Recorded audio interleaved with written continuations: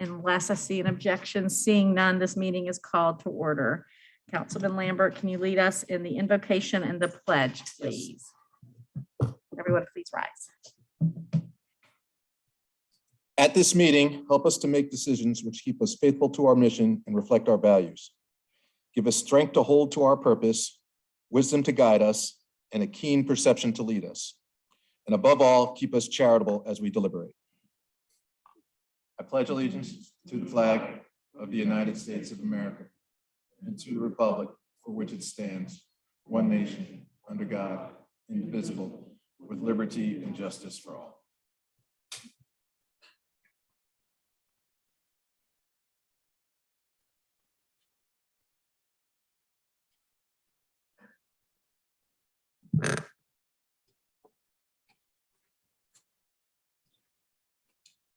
Good evening, Mayor and Council. It's my pleasure tonight to bring 4 new officers from our department forward to be sworn in. I'd ask them to come forward at this time. They would line up right here beside me.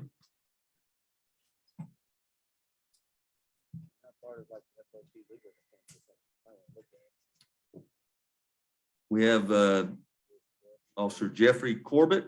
He joined our department on September the 20th, and he came from DeKalb County PD, where he has served as a police officer since 2018. Prior to that, Jeffree worked in emergency medical transport, retail, and landscaping. We have Arliss Gwynn. He joined our department on September the 15th from the Hateville Police Department, where he served as a detective. And prior to that, he worked for DeKalb County PD and several other departments, and we're excited to have him on the team. Then we have Angelo Osis. He joined our department on October 4th from DeKalb County PD, where he served as a police officer since 2018. Prior to that, he proudly served in the U.S. Army from 2008 to 2018. We're excited to have him on our team as well. And lastly, Jorge Sanchez. He joined our department back on May 26th, but we had to send him to the police academy. And then while there, they got a little COVID interruption for several weeks. So we're excited that he's finally here at the department. He previously worked in the automotive, food service, and landscaping industry. So we're excited to have Jorge on the team as well. Okay, here I come.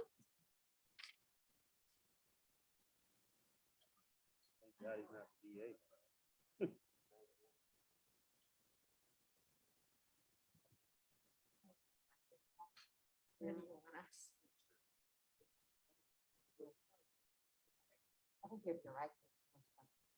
Yes, perfect. There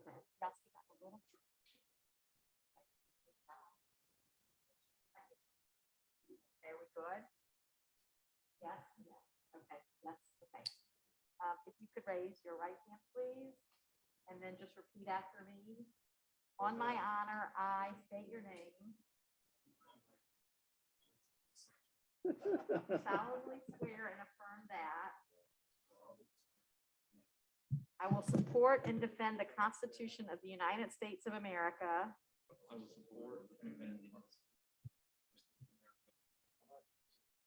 the Constitution of the State of Georgia and the Charter and ordinances of the City of Dunwoody, Georgia.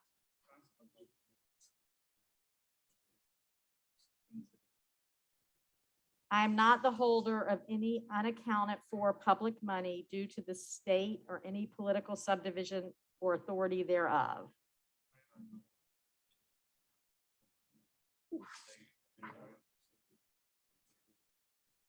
I am not the holder of any office or trust under the government of the United States,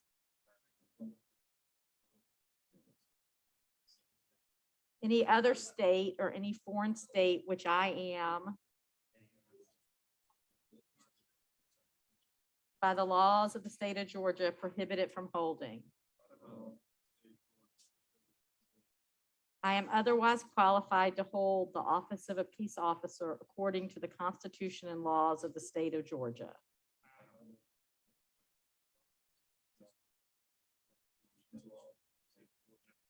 I will faithfully follow the legal rules, regulations, policies, and procedures of the Dunwoody Police Department in the city of Dunwoody, Georgia.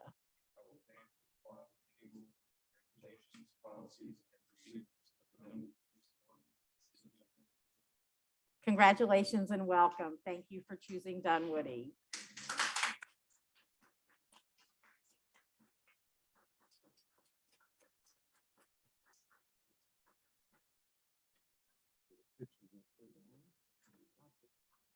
Okay, so how do you want to push back there a little bit? Yep. It'll kind of go side to side with the chief in there.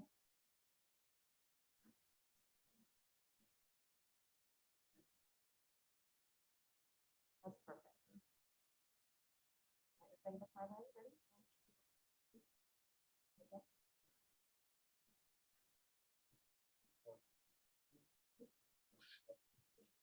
Thank you, yeah.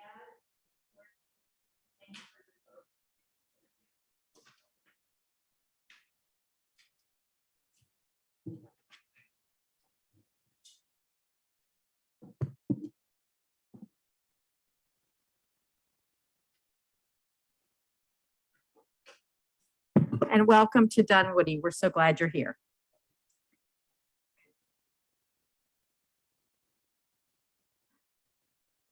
Public comments, I have 2 cards. If anyone else wishes to speak, pick up a card and then drop it off up here or up there.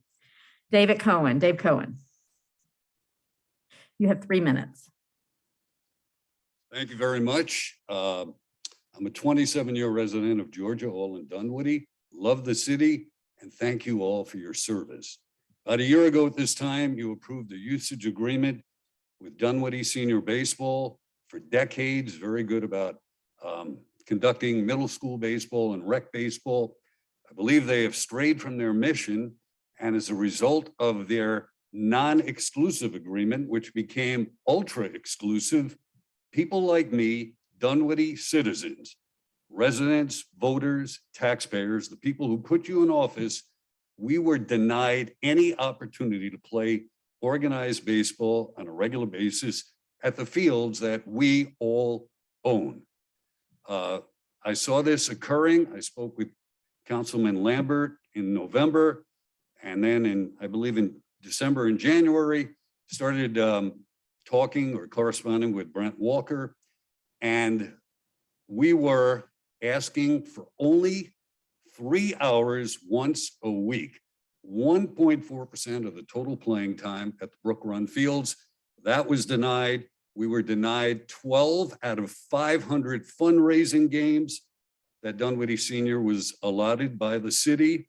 But most egregiously, and we saw this coming and mentioned it, that Dunwoody Senior actually ran an adult league, took in $33,000 in fees, but it was an 18 to 35 league. They discriminated against the adults like me, over 35 who play baseball. Fortunately, all of my correspondence and complaining, I believe, has resulted in a situation that you'll hear about later tonight, where you're entertaining MABL's offer to conduct adult baseball. I'm here tonight to say that is a very solid organization. They're national. They know what they're doing. They're fair. They're equitable. I think it'll be a very good thing for the baseball players of Dunwoody, men and even women who are capable of playing, who are above the age of 35, who were totally locked out of playing in 2021. And I believe there's a possibility we may even be able to play in November. So I'm urging you tonight to, ask questions about MABL, if that's the opportunity you have, but make sure that their dealing is direct with the city and not through a third party like Dunwoody Senior Baseball, which has done a great job for decades with youth, but they have strayed from their mission in running an adult league. And like I said, we have not had the opportunity to play on a regular, recurring basis. Between April and August, we asked for 16 games to get down to 12. Thank you, Our Mr. money Cohen. was as good as anybody else's, and they wouldn't accept us. Thank you very much. Thank you. Jay Cap.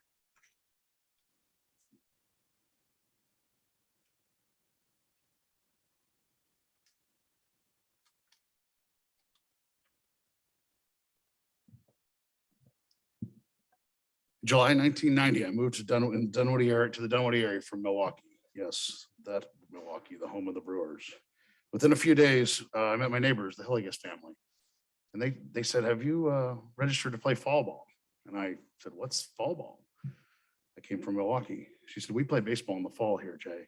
I said, this is the greatest place on earth.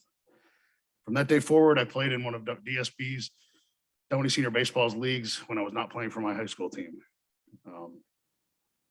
Fast forward to January 2020, I ran into my old high school baseball coach. He said, DSB is starting a middle school league. Do you want us to coach our team in it? I didn't hesitate and said yes. I've played or coached in a DSB league for more years than I can count. On January 10th of this year, I was voted in as president of DSB. In the 9 months since I became president, we wanted to share some of our accomplishments. We had 40 teams in our early middle school league, despite lingering COVID pandemic fears. We had 18 teams in our spring league, the most since 2010. We had 12 teams in our summer wood bat league, the most since 2011. We had 28 teams in our fall league, a new record. We've hosted 2 clinics. We've got an additional one coming in November. We're hosting a showcase in November.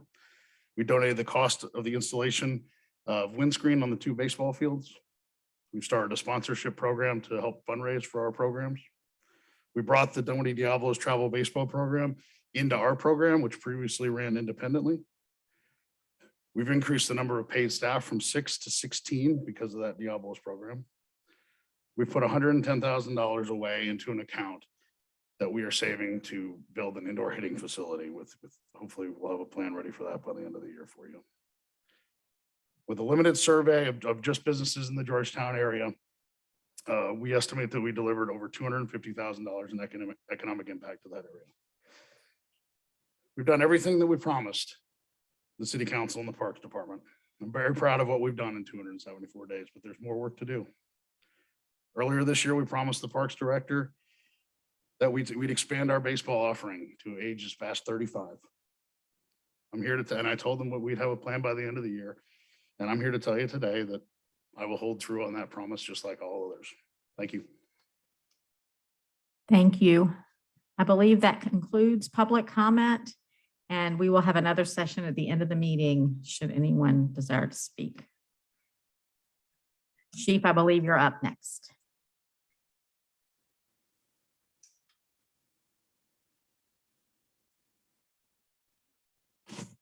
Mayor and council, it's my pleasure tonight to introduce Chuck Groover. He manages state certification for the Georgia Association of Chiefs of Police. And he's here to award recertification of the state certification program to the Dunwoody Police Department. Chuck.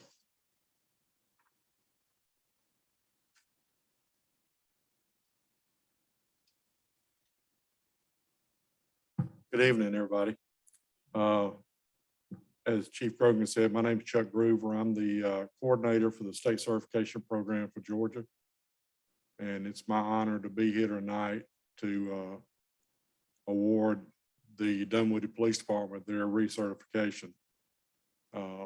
As you may know, this is a 3-year process they have to go through.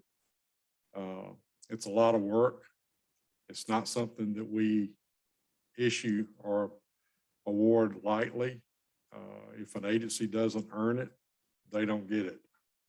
And as you know, just watching the news, you know how difficult it is to be in law enforcement nowadays. Law enforcement agencies and officers are getting beaten up all over the country by the media. And some of it, I'll be honest with you, some of it's our own fault, no doubt about that. But majority of it's not our fault.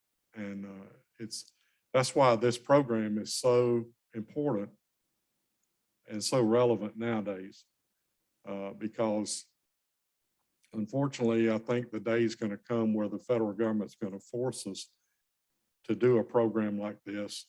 And Georgia's already got one. We've already got one we've had for 25 years. So we're way ahead of the game from a lot of states. And whether or not, I don't know how many of you really understand what the certification program is about, but The analogy I like to use is, would you take your family to a hospital that didn't meet certain standards for healthcare? And the answer should be no, I wouldn't do that. Would you send your kids or your grandkids to a college or university that didn't meet certain standards for higher education? Again, the answer should be no.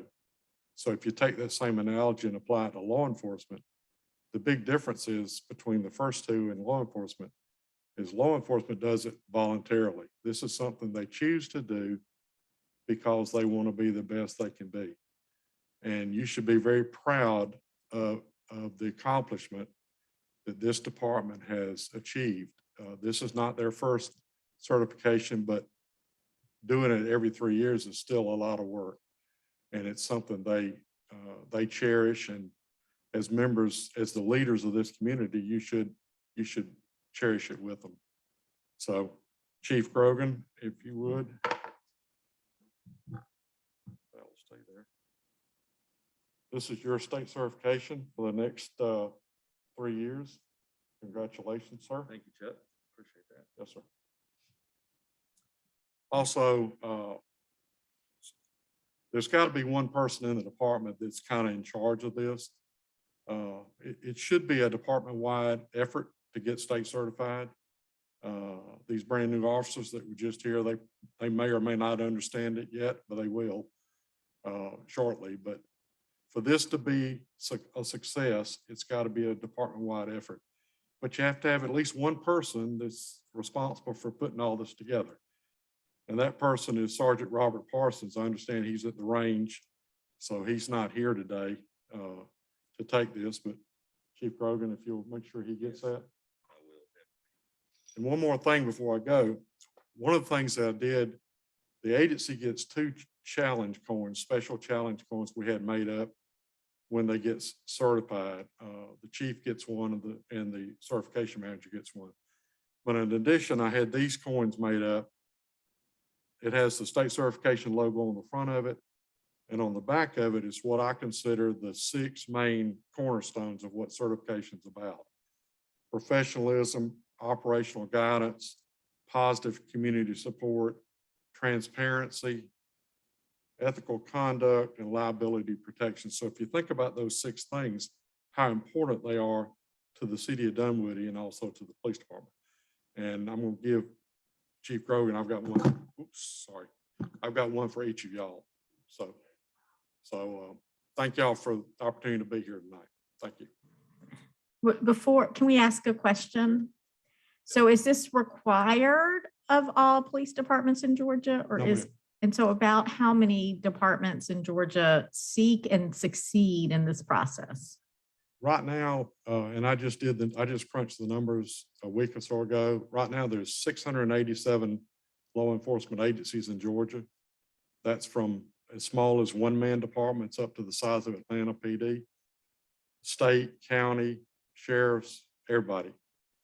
And out of that, there's 135 that are state certified. So about 19% of all the agencies in Georgia are state certified. We've got another 35 or so that are in the process of getting certified. But so the fact that they are certified, that's a very small number when you think of how many agencies there are in Georgia. And it is something that's totally voluntary. They do it because they want to do it. And I think that deserves a round of applause.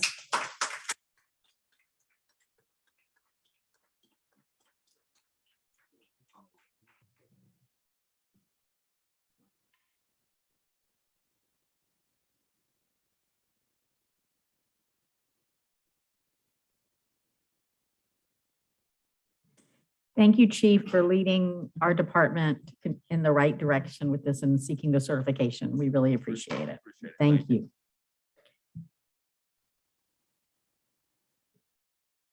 Eric, I believe you're up next. Okay, thank you, Mayor.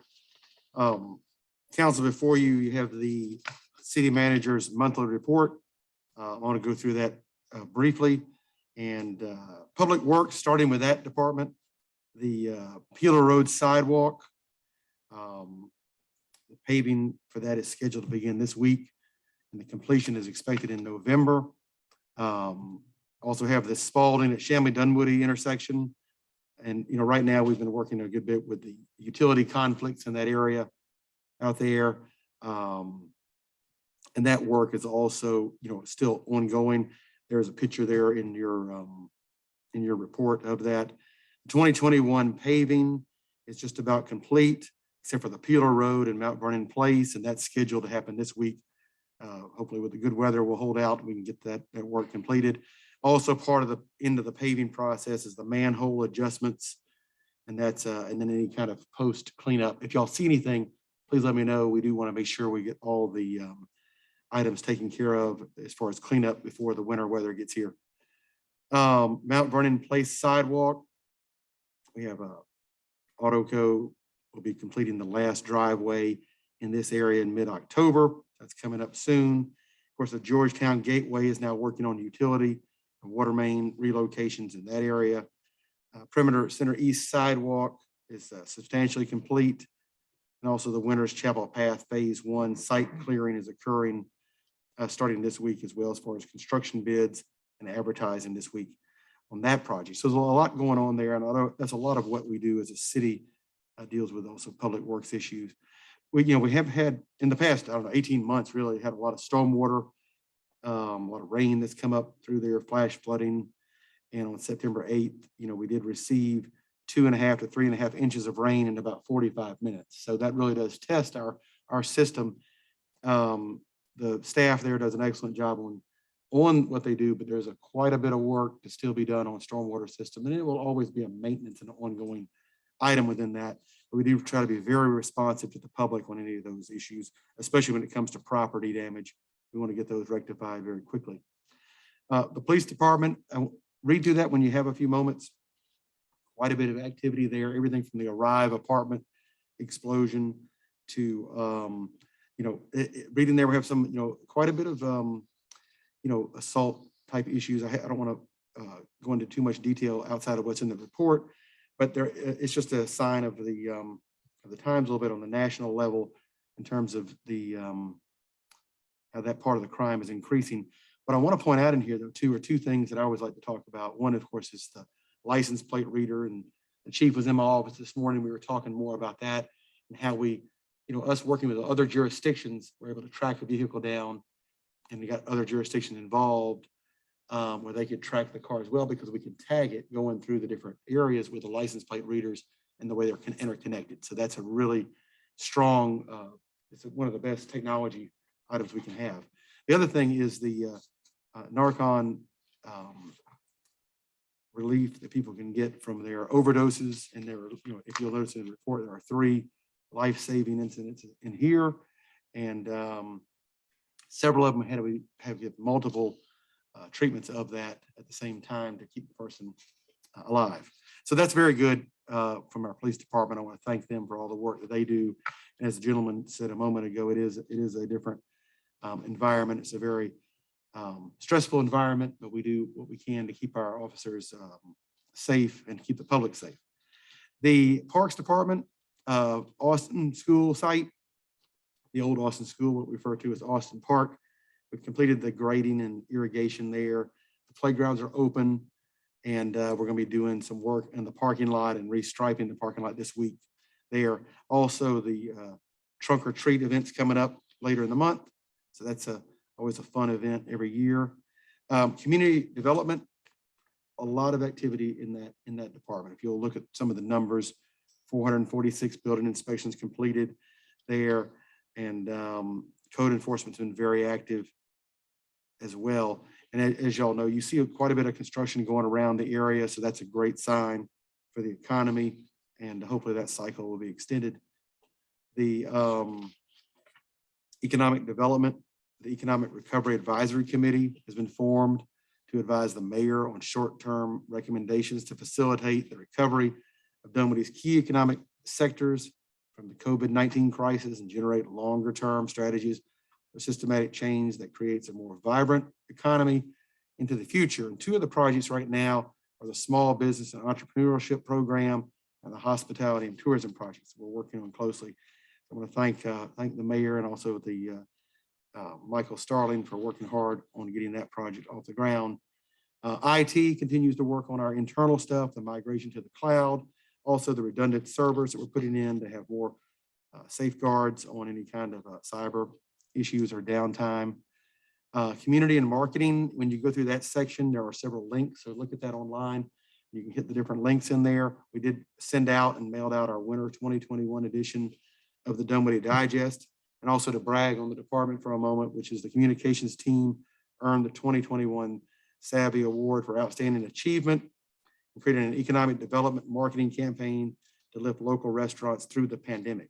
And as y'all know, that's been one of the hardest hit industries with the pandemic, the hospitality industry and as well as the restaurant industry.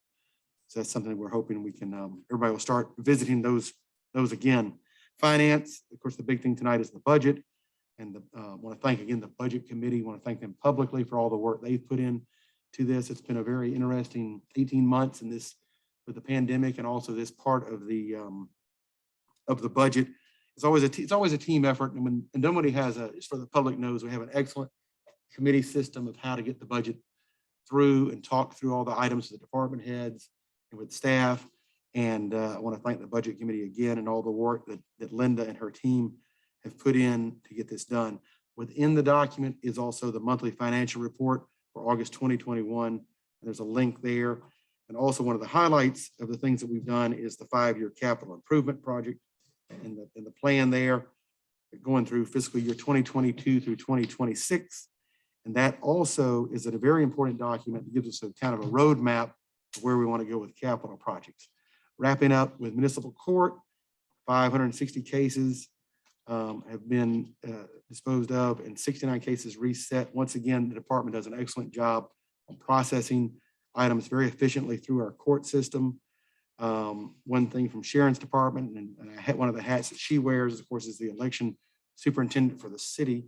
And so she's gotten the ballots approved for our general election coming up on November the 2nd. The final piece, of course, is human resources continuing to work. As y'all saw tonight, had 4 new officers here, continuing to work very diligently on getting top recruits to work for the city. As you know, the police, once again, it's a very dynamic position to come into in terms of the changing environment nationally. And it's something that people really, we want them to really enjoy working for the city of Dunwoody and seeing all the benefits that the city has to offer. And that's part of what's in the budget tonight as well, is to take a look at how we, and some of the compensation and stuff for the officers. So that's part of what we're going to look at tonight. But with that, I'm glad to answer any questions y'all may have on the report. Thank you. Anybody have questions? Thank you. Oh, Joe. Okay. Just again, I thank the level of detail and the openness and for public that want to know what's going on. I keep on telling, sign up for the email list, go on online. It's all out there. So I really appreciate it. One little fine one that I like is over at your splossed pennies for at work now. So you go out to Spalding Drive, you're going to see the city of Dunwoody. It just looks like what they do over in Sandy Springs now. So it's a big sign over on Spalding Drive headed toward Chamblee Dunwoody. And it's a lovely big sign. And I appreciate that. Again, just that way of letting the community know as they're out and about saying, oh, you know what, my little 1 cent sales tax is paying for this project. So thank you for that too, Eric. Anybody else? Nope.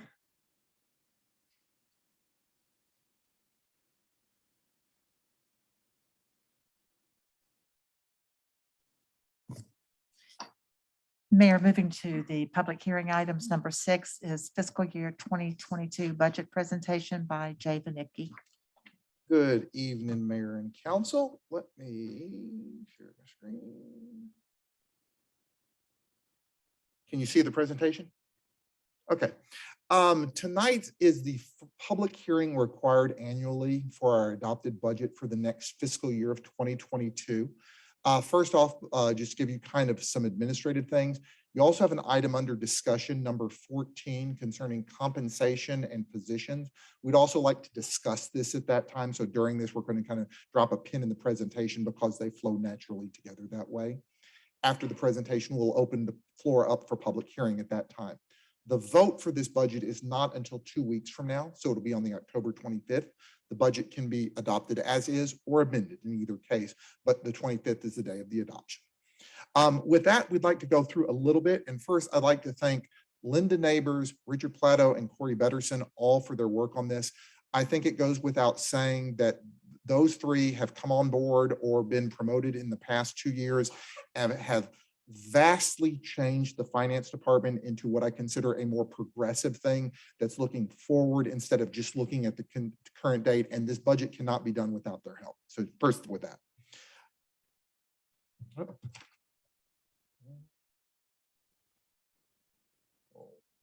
we go.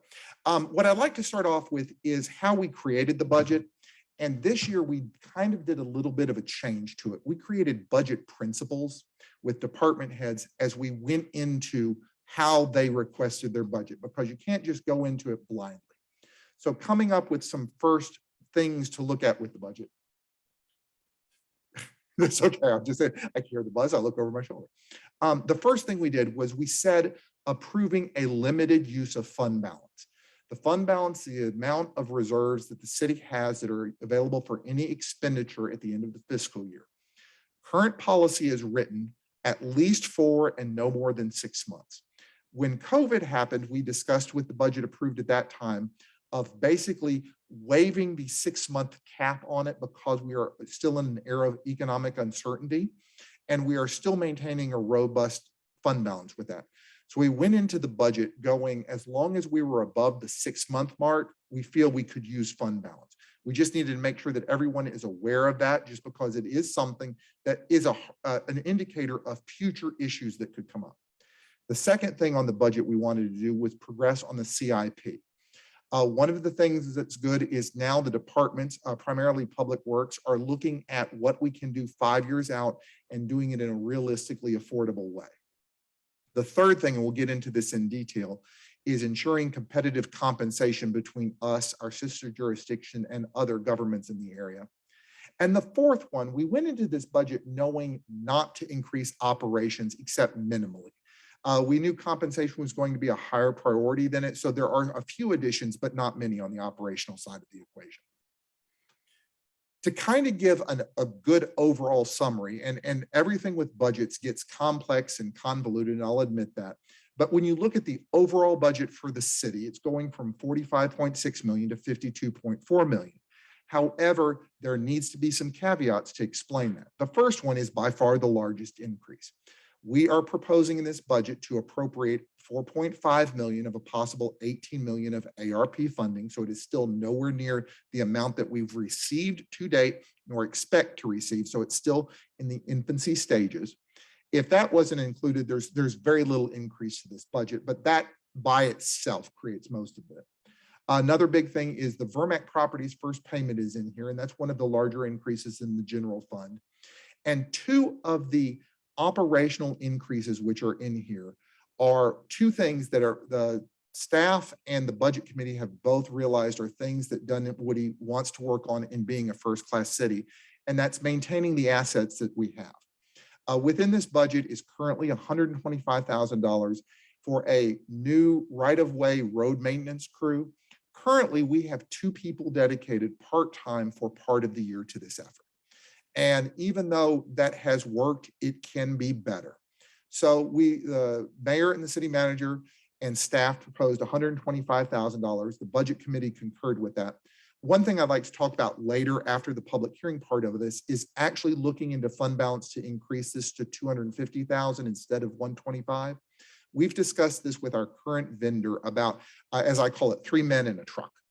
But they're the type that can pick up signs in the right of way. They're the type that can, when some garbage spills and there's nobody to pick it, or if there's a new TikTok challenge out there and we have shopping carts all over Dunwoody, we have to have staff that can go and clean this up.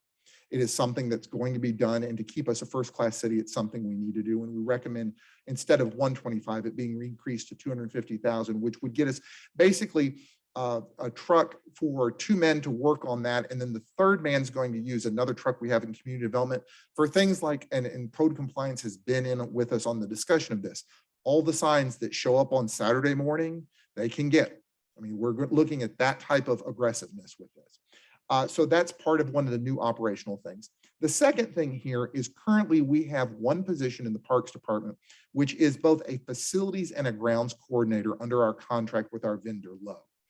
We have looked at that, and given the amount of real estate that we've added to the city over the past couple of years and the number of facilities, we're recommending breaking that into two positions, one a facilities coordinator and one a grounds maintenance coordinator.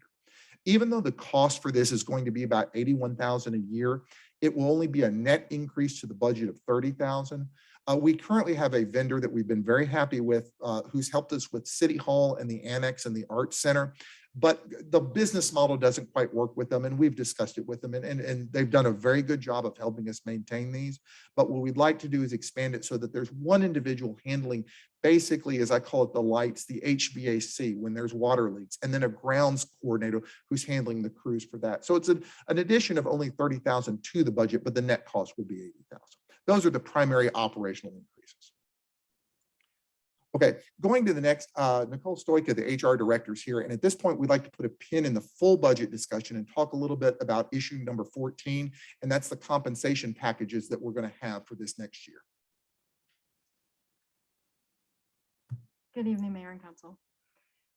As you're aware, we're in a very challenging job market right now for employers. And so to ensure that the city maintains a competitive position, we've been working with a compensation consultant, and they have reviewed our current compensation structure. They've looked at external market data. We're seeing a lot of movement locally from other cities and counties, and we want to make sure that we stay competitive. So we've concluded that study, and we're bringing forward to you the proposal from that, which is to increase the city's salary ranges for all city positions by 4%, to increase the actual salaries for all city employees by 4%. And in doing those two things, it would also become necessary to do some additional pay adjustments for some positions in the police department, namely police officer, detective, and sergeant. So those would be on top of the 4% increase. At the next meeting, as Jay said, you'll vote on this at the next meeting. We'll seek your approval to make those changes retroactive to October 1st. And that is what we're seeing other cities and counties doing. They're making these changes effective with the fourth quarter. So again, that's just to stay in a competitive position. At the same time that we're doing that study, we also looked at the positions that are currently outsourced to our consulting firms to see if we needed to make any changes there. And at this point in time, we're recommending only one change, and that is to bring the technology director position in-house. Two reasons for doing that. First one is operational. It really serves the city's interests better to have that position in-house as a city department head and managing the outsourced contract. Secondly is financial reason. There's a little bit of a cost savings to the city for making that change. So that part, we would seek your approval at the next meeting, effective with your vote. So that would go into effect October 25th. In your packet, you will see some documents that support what I just discussed with you. So you'll see the city's current compensation chart, and then you'll see our proposed compensation chart. Everything on that chart that is in red is a change. So you'll see the salary ranges have been adjusted by 4%, and that the technology director position has been added to that chart. And behind that, you'll see the job description that we're proposing to implement for the technology director position. All of these changes obviously have financial impact for the city. So I'll turn it back over to Jay, and he'll talk with you about that in more detail. Thank you. For those, basically think of compensation in two buckets this year. One is this fourth quarter one, and when you approve it, any changes on the 25th, you're going to also approve budget amendments where money needs to be moved for that. The budget you have before you already has, as we like to use the term, it's technical, called baked in. Means the numbers are in there, then you don't have to worry about them, but we want to go over through the cost of it. The fourth quarter adjustment that we're proposing this year, we can use savings to do it. But for next year, it's $290,000 to fully fund the 4% increase across the board. So in other words, if approved on the 25th, this money is already in the proposal you have before you. The second thing in here is $266,000 is in the budget before you for an additional 3% on top of that 4% effective January 1st. Now, we've done two things here. First, the budget committee actually recommend to move it from 2 points to 3 points. And the next thing is, historically, the city has given raises on April 1st. And finance staff has long recommended, and we finally were able to do it this year, moving the raises to January 1st. Yes, there's a little bit of cost savings, but then the next year you have to explain increases in budgets for those 3 years that are unfunded. We feel it's more prudent, and we also can managerially and administratively handle it now. The third thing you need to know is there's $180,000 in there for a pay grid system for the police department in here, which is a third part of this, which for all the incumbent officers averages out to a 5.8% increase for them. It for some may be zero because of their tenure. For some, it may be higher than 5.8 because of their tenure. However, it will again value both education and time of service as part of the compensation strategy, so that when an applicant comes to Dunwoody going forward, they know how much they can get paid based upon their resume so far. So this is the compensation side. You'll have an agenda item on the 25th to approve the compensation issues, and you'll also have tied with it the technology director and the pay ranges along with the budget. So there will be 2 votes on the 25th on that. Going next, and again, keeping this at a high level, capital funding is progressing. And I like to say we started off baby steps. Well, we're at the toddler stage with this, but I think we're making good progress. This is the second full year of having an adopted CIP plan, and now it ranges out to 2026. But we'd like to kind of go through the 3 buckets just to talk to you the assumptions that are on there. SPLOST, we're keeping it a flat conservative growth, okay, in here. And you can see, and we don't go through every project because there are dozens of them in there. But one thing you need to be made aware of is that this SPLOST assumes that it will be renewed in 2024. Okay, it is prudent to do that. Not saying it's a guarantee by any means. I think the cities and the county are making good progress and showing results with this. However, we just want to make sure that should it fail, then all the projects from then on out that are in funding, there'll be a radical reduction in there. However, we've also kept the growth of it to practically nil. I think we kept it at a nominal 1%. We always end up getting a little bit higher, and with inflation, we may get some more, but then costs may go up on the construction side. But we feel safe with the SPLOST program that's here.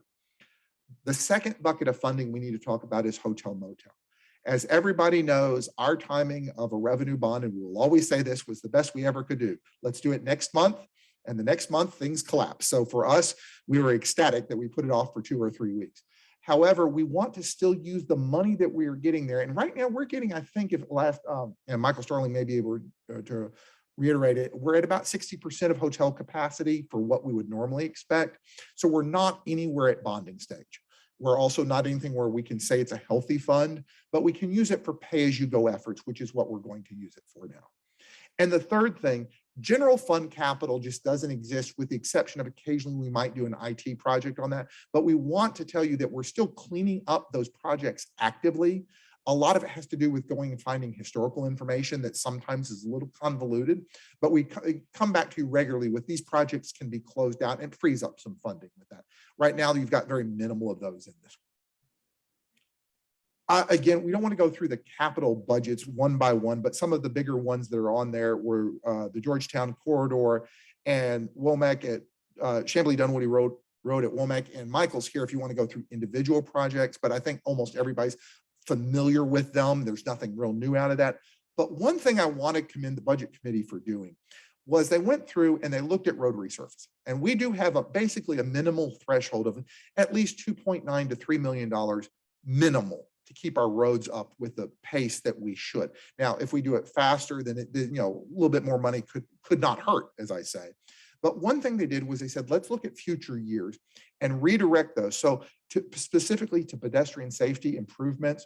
So the Public Works Department went through the list of things that they have that they could speed up or improve on things, and have basically moved, as we said, we shaved off the top of road resurfacing and moved it down to those.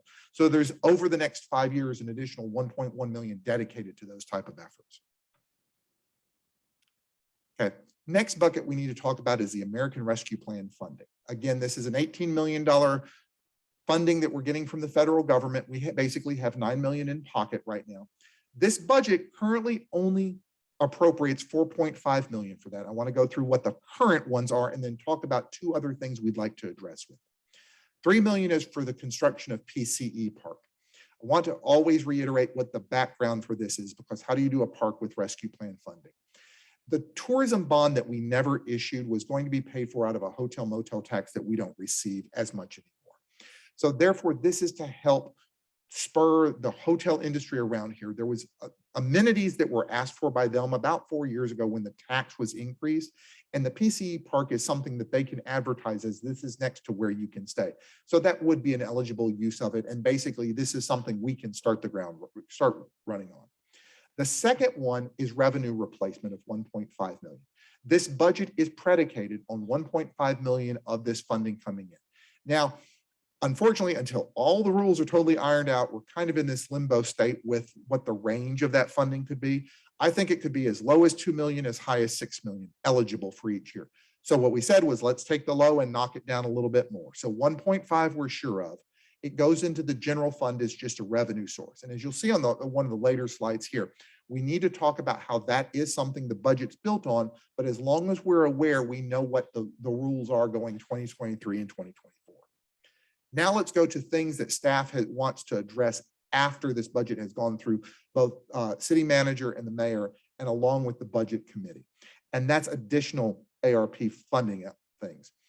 Michael Starling talked with our economic development, talked with Discover Dunwoody about what do you know that the hotels need now, because tourism efforts is a lot, and they understand shovel ready, quick ready, long-term, short-term, they got that. Their top of their list was getting the signage the signage all over the city quicker and sooner rather than later. That's the top of their list. So with that, we're recommending $500,000 of this be put into, be appropriated from ARP funding, and I'll ask you all to make a motion to amend it afterwards. The second thing, stormwater, water, and wastewater is an eligible use for this, and we do work with the stormwater system here. Michael Smith and myself sat down and brainstormed, what could we do? Well, one of the things that would help us is actually expediting the project. So we said, let's start off slowly with this and look for $300,000 to basically hire a secondary person that would report to our current stormwater staff to help do things like expedite right-of-way, expedite things that we can get somebody on. It may not be a full-time staff. It might be 10 hours a week for a year. We're not sure, but we like to appropriate funding so we can say over the next 3 years, we've at least got this minimal threshold in. So we'd also like for you all to amend the budget that way, which would appropriate another 800,000 out of that 4.5 million, increasing it to 5.3 million. Now, this is what we're going to get into more and more as we keep saying we're starting to do baby steps into long-term planning. I want to make sure that everyone's aware of how we're using fund balance and how it's still at a safe level. If you take a look at the 2021 budget, we started off with 18.6 million unassigned fund balance. I like to use the term in the bank, but that's an inappropriate term. It's not in the bank, it's other places. So we'll use the term unassigned. We earned 23.6 last year. And just to let everybody know, at the end of August, our revenues for this year were a little bit higher than last year at the same point, and the expenses were a little bit lower. That goes into the fact that we gained a little bit of fund balance this year. So I'm pretty good that we're going to be in a better space than that. But our expenses are budgeted at 25.8. So if we earned only 100% this year and we spent 100%, we would use 2 million of fund balance, 2.1, and have 16.5 million, meaning 7.7 months. Again, at the beginning of the presentation, we talked about the range being 4 to 6 months and just basically waiving the 6 months cap on it. I still highly recommend that until we are out of the woods on everything. So at this point, we can use it as long as we're not getting below that. I feel comfortable. Again, the 6 months is somewhat arbitrary, but it's a very high standard to meet. Now let's roll to the 2022 budget that's before you. If all of this worked out 100% and 100%, it'll be a little bit better. We'll start with 16.5 in the bank. Earned revenue of 25.6, and remembering 1.5 million of that is a one-time shot from ARP. So this is not saying that it is a perfect situation. It is saying that we still must look at the future, and we're going to work on that iteration after iteration. The budget of 27.9 brings us to, as we like to call it right now, pre-COVID plus. Basically, it's the budget you had before COVID with the pay adjustments that you're seeing all, the ones that we just talked about a second ago, and a little bit of minimal operation. So you're still working at just basically restoring it, but only using 2.2 million of fund balance, which means that if everything worked out to 100%, we know it'll be a little bit better. At the end of 2022, you'd have 6.1 months of fund balance. And in that case, staff still can recommend this being, even though it is technically a structural deficit, you have to use it, that's the term to use. Knowing that the fund balance is above the maximum, I feel safe in that we can work with it for 2022, if not 2023. When you get out into future years, we don't know what the future will hold, but those are discussions for those days. And with that, I can close this part of it and open it up for a public hearing. Thank you. So I'm going to begin by opening the public hearing unless there's objections. I see no objections, so this public hearing is opened. If anyone would like to speak in favor of this budget, we have 10 minutes for those in favor. I see none. If anyone would like to speak in opposition to this budget, I see none. Then I'll close the public hearing unless there's objection. Seeing none, and then council discussions and questions, but I have a few things first. So, but tonight we're not amending this budget. We're just, because we don't have a motion on the floor, correct, Sharon? Okay, so, but I'm going to talk about the recommendations because I'm going to move forward with some of the things. And so I thought I'd go ahead and say it tonight in case people had specific questions before we actually amend the budget next time. It's to increase the revenue and expenditure of ARP funding by $500,000 for the gateway signage, to increase revenue and expenditures of ARP funding by $300,000 for stormwater project management, to increase general fund use of fund balance and community development appropriations by $105,000 to add one code compliance officer to the existing contract, and to increase general fund use of the fund balance and parks appropriations instead of by $125,000, but to $250,000. And then $20,000 to get land streetscaping ready, a streetscaping plan for Mount Vernon and Jet Ferry. And to clarify on that, it will come from within the SPLOST fund and Okay. will slight reduction in rotary payment. Okay. All right. So with that, I will open the floor for questions or comments, and if people want it, some of these came from different council people, so feel free to jump in and explain. I just listed them. Tom, you want to start? Yes, thank you, Mayor. Yeah, I've requested to add funding for an additional code enforcement officer for next year, at least for the next year, and we'll see how that goes moving forward. There's a great need for this. Our code enforcement team does a great job, but the bottom line is that the workload far exceeds the capability of staffing levels. And in particular, we have some apartment complexes that need a little additional kick in the fanny. They need a little bit more attention. Our residents deserve that. They deserve to live in healthy, safe environments, clean environments.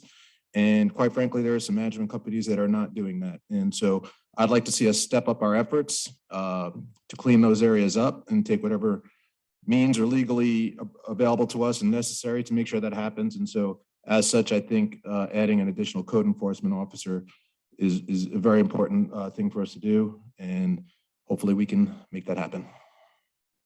Do you have anything else to add, or you're done? Okay. Jim, do you have anything? Okay. Artie? Okay. Stacy? Joe? Thank you, Jay. I appreciate that. And I appreciate you taking the time to go off one-on-one with me on Friday, because I need to listen to things like 3 times. So it's great. I'll just throw this by. Again, thanks to all the budget committee, Stacy, Jim, Tom, everybody behind the scenes for presenting this. Extremely well presented. I've been on the other side of the dais listening to this and so on. So it's really great to hear this. I'm going to start with a fun fact. I always go back to our little millage rate, and I compared my 2009 with 2021. Well, here's my fun fact. If you say, well, we pay 2.74 millage rate on our property tax. Well, you know what? Look at the net number, do a little basic math, and that 2.74, you know what the net is if you you know, exemptions and sit here for a, it's 1.38.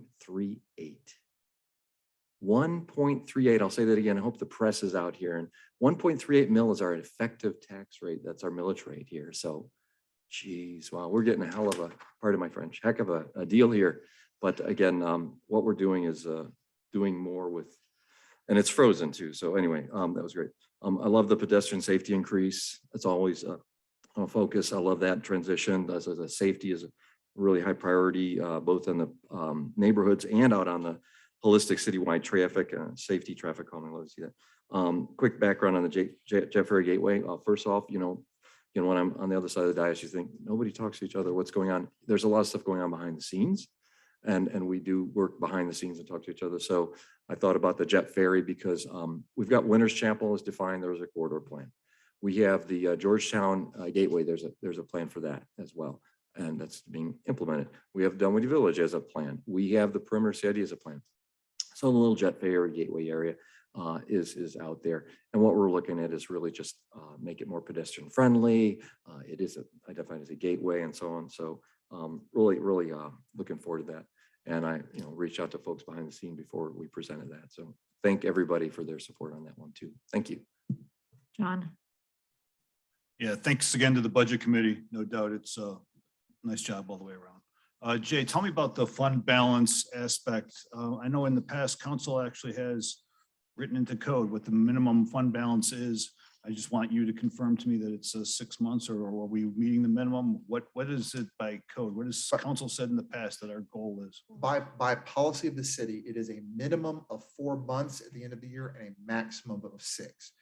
With this budget that's before you today, the end amount would be approved at 6.1 months, slightly over 6, and which is actually above the cap. No rating agency or auditor will ever complain about you having more than what your cap is. So our minimum is 4 and we're at 6. Yeah, So that's that we correct. never go below 6. As currently, excuse me, the budget before you does not, it would be acceptable for the city to go below 6, as long as you don't go below 4. 4 Okay. would be the minimum. And right now, there's no way we're going below 4. Barring catastrophe, no. Thank you, sir. That's all I wanted to confirm. You are not allowed to utter those words. All right, does anybody have any other questions or comments? All right, thank you. Thank you very much. We're on to the consent agenda. Does anybody have any questions or comments on these 2 items? Move to approve. Moved by John, second by Jim. Any further discussion or comments? Seeing none, I call the question. All in favor signify by saying aye. Aye. Any opposed? The motion passes unanimously. Mayor, moving to business items. Number 9 is approval of contract to appoint Nichols, Colley and Associates for internal audit services. Jay Vanicki. Good evening, Mayor and Council again. Unfortunately, with the passing of Bill Mulcahy this year, who was loved by all of us, and we'll miss him. We did put out an RFP for a new internal auditor, and we received 3 bids back from the 3 firms that are listed here. And the committee met and scored and recommended that Nicholas Colley and Associates be hired as our audit firm. For those unaware, they're one of the, as I call them, the boutique firms in the area that specializes in municipal government. And I do actually welcome having them on board here in this capacity. And I think it's a good fit. We negotiated basically, it's the same price as we've been doing, $15,000 a year, which gives you your 4 quarterly audits. And then if something else comes up, we'll negotiate with special projects as need be. But that's the vote that you have before you is approval of this contract. And just to confirm, our audit committee sat in on part of this process based on the memo? Yes. Okay. All right, anybody have any questions or comments? Quick comment. Uh-huh. I had no idea about this until it came up on the agenda, but I'm very glad to see it. I've known Mike Colley for 30-ish years. He's mostly retired now, but he is a class act and his firm is a class act, and I'm glad to vote for this item. Which leads to, no, this is an action item. Move to approve. Second. Moved by Jim, second by Joe. All in favor signify by saying aye. Aye. Any opposed? The motion carries unanimously. Thank you. Item number 10 is an ordinance amending chapter 20 of the City of Dunwoody Code of Ordinances by adopting a new sign code to replace the current sign code. Madeline Smith.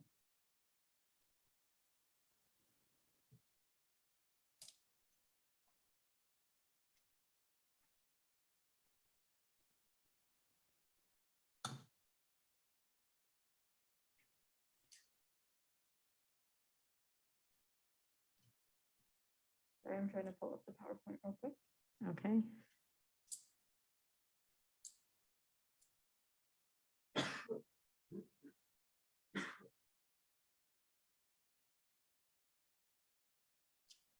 Good evening, Mayor and City Council. This evening, the sign code rewrite is back before you. At the previous meeting on September 13th, the council requested that staff obtain another round of comments from the steering committee. A meeting with the steering committee altogether was not possible, but staff did send out the current draft along with a summary of key changes to the committee members. Staff received 3 sets of comments as a result of that email. None of the comments themselves flagged any glaring issues or legal issues either. The comments we received mainly revolved around the size and number of signs, one person wanting more and the other less. Overall, the comments reflected the different approaches to sign regulations, but they did not affect the final and current draft of the code before you this evening. Staff feels that this current draft weighs and balances the needs of differing interests between residents and business owners. The current iteration is the result of a year-long process that involved numerous stakeholders, including the steering committee, planning commission, city staff, legal consultants, and of course, you, the city council. Staff's recommended course of action this evening is to approve the ordinance and to monitor the initial outcomes. Should corrections be necessary in the future, staff would be happy to prepare any amendments. If you have any questions about the draft or the comments this evening, I'm available for questions. All right. Questions or comments? John? I'd just like to say thank you for giving it to the steering committee and allowing them to weigh in. I know it was added time delay and a legal review and going through it with the staff with all the comments. So thank you. It was appreciated. And I have no other comments. I'm also ready to move to approve. Second. Moved by John, second by Jim. Further discussion or questions? That wasn't meant to end discussion or questions. Does anybody have? Oh, good. Again, thank you to staff. Thank you to the steering committee. It's been a long time coming, and I'm eager to say aye. Okay. Any other questions or comments? Seeing none, I call the question. All in favor, say aye. Aye. Any opposed? Hearing none, the measure passes unanimously. Thanks to everyone who worked on this.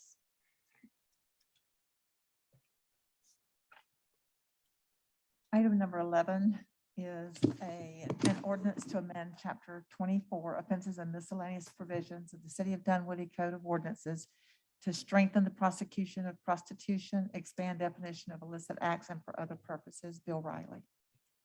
Thank you, Mayor and Council. We've gone over this several times. This is, the first thing it is redefines what a public place is, because we've been having challenges to the motels being a public place, and this will make it easier for the police. The secondly, and very importantly, is the piece that criminalizes the transport of these women to these various locations for the purposes of prostitution, gives the police the opportunity to detain and arrest them. These are the pimps, generally speaking, that our police have been working on targeting the people who are the human traffickers. And again, I would just give my thanks to the police for everything that they've been doing in terms of the small and the big, and turning the big ones over to the federal government, and the cooperation they're having with the federal law enforcement in the prosecution of human trafficking. Thank you. Any questions or discussion? Move to approve. Second, Moved by Jim, second by Stacy. Any further questions or comments? I would like to kind of reiterate what I said 2 weeks ago. Thank you to our attorney and police for coming up with us. And I challenge our neighbors, Sandy Springs, Brookhaven, Doraville, Chambly, read this ordinance and help us. It's a good ordinance and it can help us get the bad guys. And I challenge you to follow us. Anything else? Seeing none, I call the question. All in favor, say aye. Aye. Any opposed? Hearing none, the motion carries unanimously. Hello, Michael. Good evening.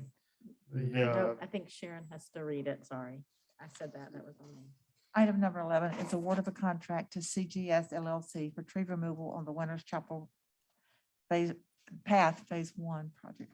It's Michael Smith. This item was discussed at the last council meeting, and a question that came up was about the tree stumps on the slope outside of Mayfair Park subdivision and how those would be handled. And we've confirmed with the tree removal contractor, they will cut those stumps low to the ground. And then in the next contract for the overall construction, those stumps in that area will be ground instead of pulled out because of the concerns about the slope stability. So we're recommending approval of this contract. Questions or comments? Does Move this to approve. moved by John? Second. Okay. I think I heard Tom, Quick. sorry. And this addresses the concerns of the homeowners? Okay, Yes. I saw, okay, Quick comment. I mean, go ahead. yeah, again, thank you, Michael and staff, for really accommodating the neighbors and going above and beyond. Thank you. All right, any further discussion? Seeing none, I call the question. All in favor, say aye. Aye. Any opposed? Seeing none, the motion carries. Item number 13 is a contract award for installation of holiday lights at Brookfront Park. Brent Walker. Evening, Mayor and Council. The item I have before you tonight is a approval for a contract to not exceed $80,000 to Chitwood Studios for the construction and installation of our holiday lights event at Brookfront Park in December. This is the same organization that came in and did our holiday lighting event last year. They did an excellent job. It was a fantastic event and will be a signature annual event going forward. They were the only response to the RFQ we put out on the street. The installation map and design of the sets is in your agenda packet for your review. The reason why it's on business tonight is because he needs time to start construction immediately if his contract is awarded, so that we'll have it in time to open December 1st. With that, I open it to any questions you may have. Okay, go ahead. So it's quite a bit more than last year. Can you talk about what we're going to see? You know, are we just making it bigger? Are we adding stuff? Like what's going to be the difference that we saw last year to this year? Sure. So last year was our inaugural event. We tried to keep the costs down to see how it went, basically. It was incredibly successful. This year, we decided to go more with a theme. So you'll see it as classic movies of the holiday period. So it's more sets involved. There are additional lights being added. Areas of the park are being lit that weren't lit in the past. So it is an additional expansion of what was done last year. We still have the tree lighting thing that we had in the front lawn that we did last year, but now it's part of a set. So we're going to see more integrated theme type construction done on the site and some additional lighting with that additional cost. Go ahead, John. So as far as the sets, will those then be owned by the city once this is over? Is it city property? Are we going to store them? Are we going to use them next year? How does that work? Is it property of the contractor? How does it work for next year? So we can keep whatever we want. I mean, some of it certainly won't be something that we would want to store or house. That'd be too large, but yes, we can keep certain items. Do we have storage space for that if we want to do it? It depends on how big it is. We do have a limited amount of storage too. So we don't want to hang on to things forever and ever that would serve a purpose. But if there is one that we can identify, we'll certainly. If there's a camper, you'll use it. Okay. All right, thanks. Go ahead, Joe. Is this applicable for kids of all ages? That's correct. So my vision, which COVID messed up again, or messed up for this year, is that we eventually integrate the lights with the festivities that Discover Dunwoody had started, called Holiday Haven, but there's too much uncertainty to do it this year. But eventually, I'd like Dunwoody to kind of become the local destination for people from all over to come see different lights. So we'll see. It's a goal. So. Move all to right. approve. Moved by Stacy, second by Joe. Any further questions or discussion? Seeing none, I call the question. All in favor, say aye. Any opposed? That passes unanimously. Thank you. All right, so next up, I can do this, right, Sharon? Because it's just discussion, is Nicole, are you going to talk or are you just up here for questions? Is on the city position allocation and compensation chart that they covered during the budget hearing, but Nicole's here to, or Jay is here to, and Jay's here to ask any questions if anybody has any. John? Well, Nicole, thank you for coming. Tell me about the compression issue between officers, sergeants. Is there a way in which we're pricing each other out where they're overlapping and it doesn't make sense? The compression of the salaries. We've addressed it in the proposed plan. Okay. We actually when we met with the budget committee, we looked at several different options and different ways to address that and talked about it at length. But what we're doing basically is moving to a 10% promotional amount. And in effect, part of that increase that you see that we're accounting for with the sergeants is, as Jay mentioned, there's a hiring grid for the officers based on education and experience. We're in effect putting the sergeants back onto that hiring grid where they would fall based on their education and experience, and then applying the 10% promotion. So for not all of them, but for several of them, that will amount to an increase for them over and above the 4% that everyone else will get. And that will help us to avoid any compression issue. And then as far as in the past, we've given awards or compensation and merit raises where some officers might get a little more, some might get a little less. Are we moving away from that system in the sense of going to a strict, ranges, or explain that to me? How are we Sure. doing that? We are moving away from merit increases. The budget for that merit increases work well if you have a larger pool of money for it. If you're trying to differentiate between exceeds and meets, and your total budget for merit increases is 2%, it's very hard to differentiate between those. What we're seeing more with some of our local cities, and we think this is a good idea, we've adopted this, is to move towards market adjustments, which is what Jay talked about. We have planned a 3% market adjustment in January. So it will be an increase that will be across the board. We're still doing performance management. We still have performance evaluations. They'll look a little bit different now because they won't result in a meets or an exceeds at the end of the day, but we're still addressing performance. It'll just be a uniform increase for all employees. So is there any performance bonus, if I'm an outstanding officer and I am rated #1 in the whole department, is chief able to give me a bonus, or is it just, how does that work? We have a policy for something called selective raises, where any department head can make a recommendation that someone, for whatever reason, is worthy of something, some additional compensation is warranted. And then they write a recommendation for it that comes to both the city manager and. So then that would be a bonus then at that point, It wouldn't be an actual increase to base pay. really? Okay. Okay, thank you very much. I just was really worried about the compression issue. Go ahead. Nicole, has in the last, my tenure here is less than 2 years, have you given like an intro 101 to the council on how compensation is handled in general to our paid staff? We have not done anything like that. So like John just mentioned, something that I hadn't heard of, not familiar with. So maybe if we could do that as a takeaway, it would be nice to understand. Okay. What are the, what are the offerings in The general, general aside from, compensation because policies. I'm just looking at salary right now, right? Okay. Coming from the private sector, I've always had for the most time, has had a variable component to my compensation based on achieving certain goals. And for me personally, yeah, I'm driven by that. I want to meet those goals. And if it's a quarterly payout, and I'm meeting these goals that I'm supposed to achieve this quarter, then I get a little spot bonus or something. maybe for our senior leadership, director level and up potentially. I would, got to go back to our budget committee to have some kind of pool on that, but I'm talking about something like that. That would be just interesting to know what are the, for retention, succession planning and so on. Sometimes it's not just compensation either, right? It's, of course, we have the outsourced model. So our outsourced employees, can we say, hey, take Friday off? I don't know if we can do that or not, if our contract is, if they're doing it above and beyond and need some time. So potentially, again, I'm just maybe asking a go forward of just kind of having a conversation and letting us know what things we have available. Sure. Thank you.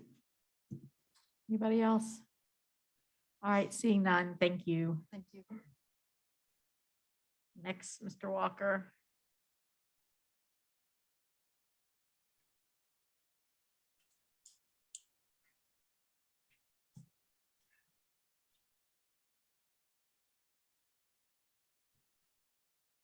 So the second item I have for tonight is a consideration of a facility usage agreement with Metro Atlanta Baseball League. The draft of the usage agreement is in your packet. It's fairly standard language of what we have in our other usage agreements with Dunwoody Senior Baseball and West Union. What it basically does is allow MABL to request scheduled time at Brooklyn Park baseball fields to the Parks Department at the appropriate rate that's defined in the Athletic Association Manual, which is also attached to the usage agreement. MABL, as Mr. Cohen mentioned earlier, is a well-known organization in the Metro Atlanta area that offers adult baseball. It is something that also Dunwoody Senior Baseball has interest in providing also. So there's an opportunity for interleague play between any organization such as DSB that offers adult age baseball. They can also interleague play with MABL. It also meets a goal that council gave to the Parks Department to expand our programming at the baseball fields to see where we could fit other groups into that facility and also to start managing the scheduling of those types of activities. So with that, we've put forth this usage agreement for MABL for y'all to consider. Okay, does anyone have questions or comments for Brent? This is not an action item. This is just a discussion item. Go ahead, John. Thank you, Brent. I'm trying to understand this. So if we were aware that Dunwoody Senior Baseball wanted to offer the same services, is that true? That you're aware that Dunwoody Senior wanted to offer the same services? So there's a history where we asked Dunwoody Senior months ago if they were interested in offering adult programs. At that time, they said no. So we started looking for an adult baseball program provider, and maybe I'll step forward and requested some time at the baseball fields. We started discussing that option with them at that time. Since then, Dunwoody Senior Baseball has now expressed an interest in offering that type of service. The way we see it is a opportunity for Dunwoody Senior Baseball to create an adult league that then would have an opportunity to play with MABL. We see some synergy between those two programs. Without knowing how large the DSB league could be, we don't know that they'll have field enough teams to have a decent league size where they would be able to play enough games just within that organization. So DSB and MABL have had a relationship in the past where MABL has booked time with them to utilize our facilities. Now, instead of going through DSB, they go through the city where we rent them the fields. And we'll be working with DSB and MABL to negotiate the times that are used at our facility. We understand that DSB has a very large program. They're very successful. They're a Dunwoody nonprofit, and we honor what they have accomplished with us and want to continue that. So with MABL coming in as a new organization, we're going to work with both organizations to make sure that they have adequate time on the field. Maybe I don't understand. So Dunwoody Senior Baseball basically is only at Dunwoody Senior Park, only at our baseball, only on our fields. They don't travel other places as far as I know. Maybe I'm wrong, but They do travel. They do travel. Yeah. And they have interleague play with other baseball organizations where middle school Okay. teams play within their leagues. I'm just trying to understand the bringing in another organization, see if it makes sense. But Maybe okay. Stacy can provide So- some insight. So Go let's, ahead, please. There's members of council who are Right. better informed than I. I'm just trying to understand this whole so aspect. let's say that DSB is going to try and is going to try and start an adult league, although, they were asked and said no, but they're going to try and do it. But they only have enough players for 2 teams. So rather than those 2 teams just play each other every week, that's not fun. Then we partner with MABL so that Dunwoody Senior adult team could be playing at Dunwoody Senior, or they may travel elsewhere in the Metro Atlanta League, but our Dunwoody Senior teams would be part of MABL as they try and build up, and maybe it changes. But to get it starting, to get adult programming on the fields, this is the way to go. Tom, did I do okay? Yeah, it's been a long, long and complicated process going through this. As Brent talked, when the idea was first presented, Dunwoody Senior wasn't interested in doing a league for older players. They have since changed their mind and have been pursuing that. And as Jay Cap mentioned earlier, they are working on having that in place by the end of the year. The important thing to remember, I think, too, is that this is as all our facility usage agreements, this is a 1-year deal. So if we determine next year that it's not in our best interest, and that Dunwoody Senior has established their own robust league and can offer that program consistently to our citizens, and I think we could revisit it at that time if we feel it's appropriate. As Brent mentioned, I think there are some good synergies there. I know I've had a lot of conversations with Dunwoody Senior. Jay and I had a good conversation on Friday. There are some concerns with from Dunwoody Senior's perspective. They do view it as, if they're trying to start a league, this might be competition for them, starting a league. But I think as Stacy's mentioned, getting a league at this age group is, having a full league in one place is going to be difficult. They're going to need to partner with somebody anyway. And so this is a way for the city to offer this to our residents.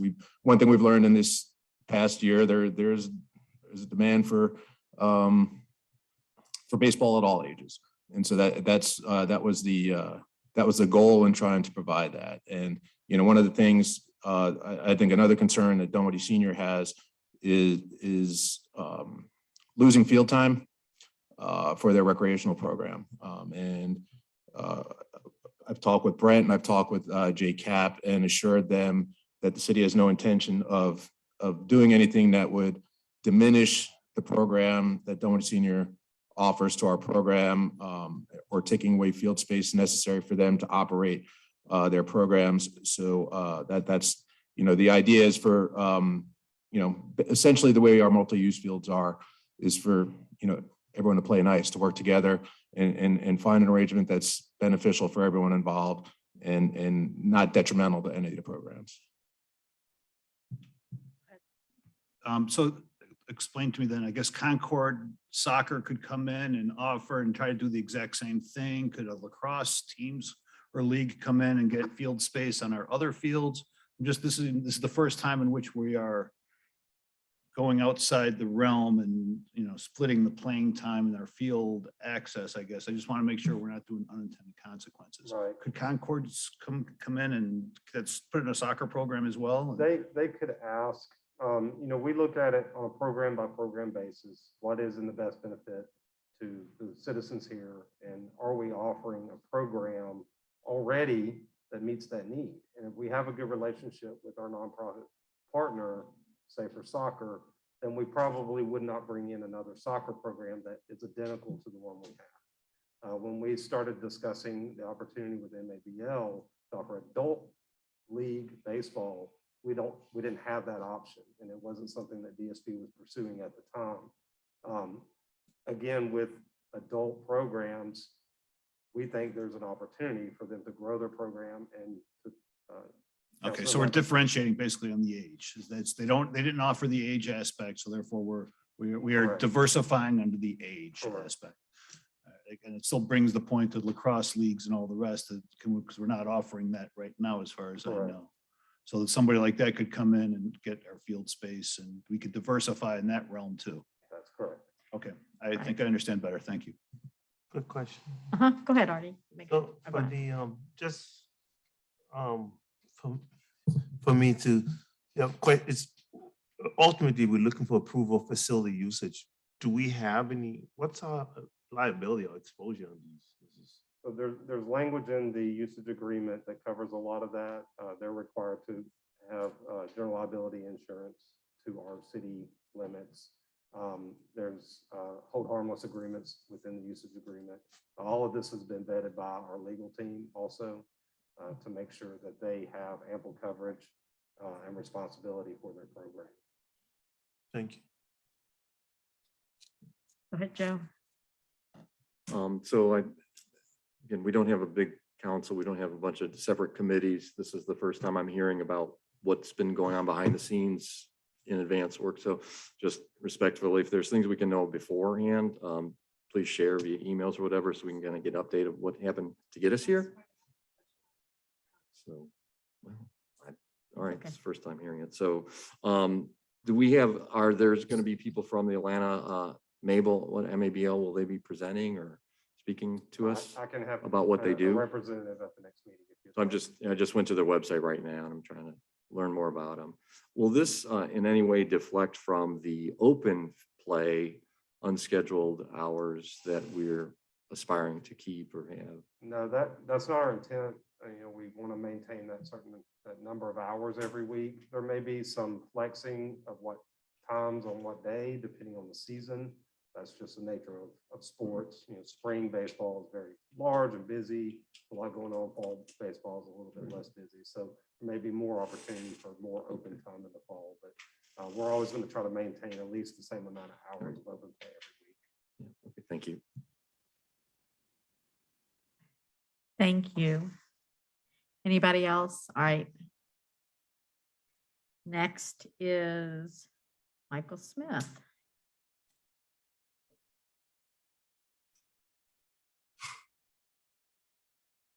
It's been a while since we've talked about the West Side Connector project, but to refresh everyone's memory, this was a project that was planned to provide a direct connection from the I-285 off-ramp at Ashford Dunwoody over to Perimeter Center Parkway, where all the development has and is occurring around the MARTA station. And the purpose of the project was to help alleviate the congestion and the merging between Ashford Dunwoody Road between I-285 and Hammond Drive. So the city developed a concept for the project, and it was approved by Georgia Department of Transportation. However, the state's plans for their managed lanes along 285 caused us to have to push our ramp a little further north and more onto the Ravinia property. And at the same time, Ravinia had a proposed development that came right up to the right of way. So our project was kind of squeezed, and we would have had to buy right away from Ravinia. It would have been very costly and difficult to obtain, I think. So we started looking at other options to deal with the congestion in that area. And keep in mind, this is a long-term project. This wouldn't happen in the next 5, maybe even the next 10 years, but it's important to plan now with the state doing their managed lane planning that if we do want to have any improvements at the interchange in the future, we need to kind of establish what those are so that the state can plan around it with their project. So we were awarded some Georgia Transportation Infrastructure Bank grant funds a few years ago for the project. We've been using that to develop the concept and do some of the design work. And so we wanted to make sure we could continue to use those funds to look at these other alternatives. And the State Roadway and Toll Authority is the agency that administers that grant program. So we've discussed with them, and what they've proposed is the second amendment that's included in the agenda tonight, which would allow us to use $100,000 of remaining grant funds to look at these other alternatives. And then it would leave $190,000 and some change that they would want to move into a construction phase to construct some improvement in the future. And so we're recommending, this is just for discussion tonight, but we recommend approving this amendment to the agreement. Thank you. Anybody have any questions for Michael? Joe? Hey, Michael, thanks.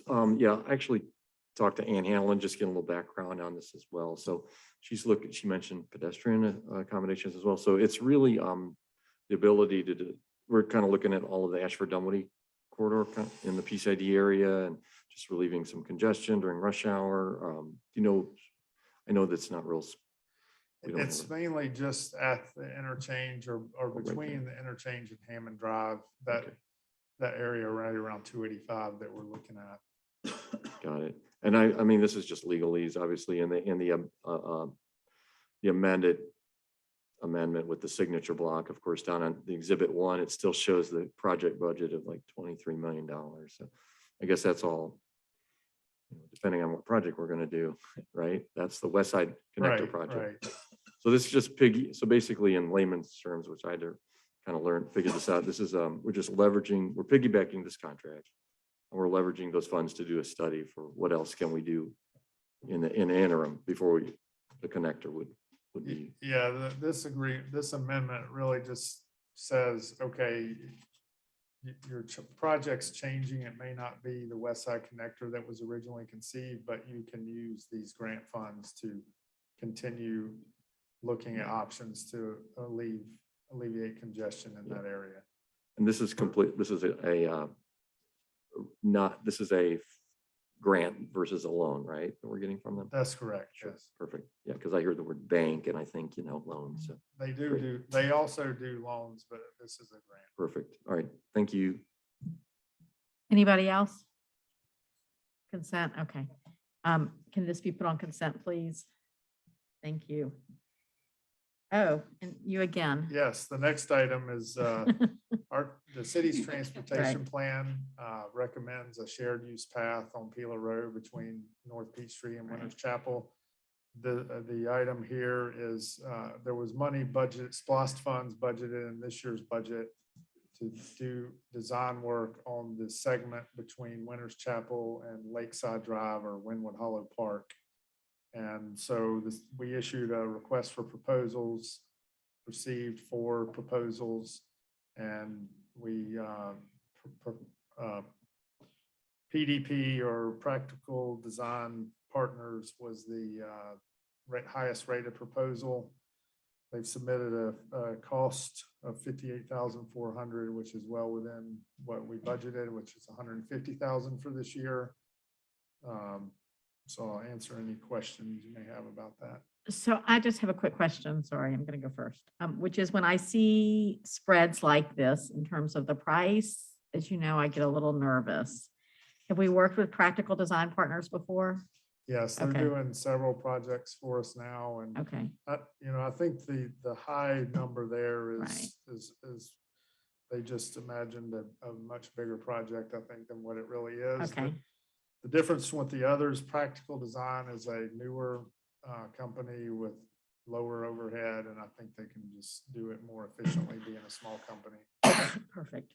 All right, anybody else have any other questions? Okay.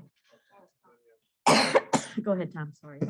Yeah, thank you, Michael, for putting this on here and giving us some information. I just wanted to, this is a real important project. As you know, we've had a lot of discussion about this, not only connecting the Winters Chapel character area to the park, but we've also, and then also eventually connecting down to North Peachtree and the Brook Run Trail system to our soon to be started Winters Chapel multi-use trail. So this is a really big part of our trail vision for the city. But there were also some questions raised by some people that live in the Fair Oaks neighborhood that had some physical challenges getting across the street, crossing Peeler. And a big part of this was to get a crosswalk. And we had discussed probably the appropriate place to do that with the multi-use trail there would be at the park. And I just want to make sure that that's included in the design phase of this. Yes, that will be part of the scope. Okay, thanks again. All right, consent? Consent, okay, thank you. And I suppose this last one is you as well? There's no Yes. name. Okay, go ahead. Yes. back in 2012, the city, Dunwoody, along with our surrounding cities and the CID, initiated a program with GDOT that was called the Perimeter Traffic Operations Program. It was really the first of its kind in the state, where we were managing multiple signals on multiple corridors and multiple jurisdictions. And so that was a kind of a new thing to do in the state, and has been very successful. It's morphed over the years. We had the program when it first started was administered by the Perimeter CID. A few years ago, the DOT, Georgia DOT, took it in-house and started managing the contractors themselves. Those contracts are expiring now, and so what they're looking to do is implement something similar statewide in multiple jurisdictions. And so they're proposing to enter into this intergovernmental agreement, and it will operate a lot like the PTOP program has, but that also this agreement will also allow us to have GDOT assistance on signals outside perimeter. So it basically will cover every signal in the city. The city still maintains and owns the signals and the infrastructure, but we can have GDOT assistance with timing and possibly some maintenance items. And so it's just a way for us to partner with the state to continue to manage our signals. Go ahead, John. Thank you, Michael. I stopped by your office and I expressed some concerns. We've put a lot of infrastructure, a lot of cost into putting this system into place. We have a big, beautiful infrastructure timing system that I think works pretty well. I know we work with others in the sense of the PCID, and I fully agree that we should be allowing traffic to move as efficiently as possible. That being said, at some point, 285 might shut down. 285 might crawl to one single lane. Is this an opportunity for GDOT to maximize Mount Vernon Road at a 90% throughput and only allow a 10% throughput for our other streets going other directions? Is this a way that GDOT can have an adverse effect on the residents of Dunwoody's traffic flow to maximize throughput for the lack of 285? I think the agreement that's attached in the agenda talks about, from a timing standpoint, the state will coordinate with the local jurisdiction, but they will recommend and implement timing plans, but it says they have to coordinate those with us.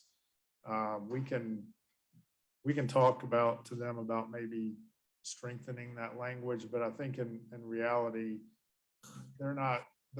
they can't come in and force us to implement a timing plan on our signals that we don't want.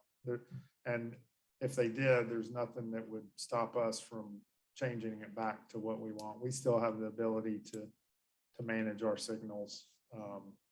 So I think that there's a low risk with that.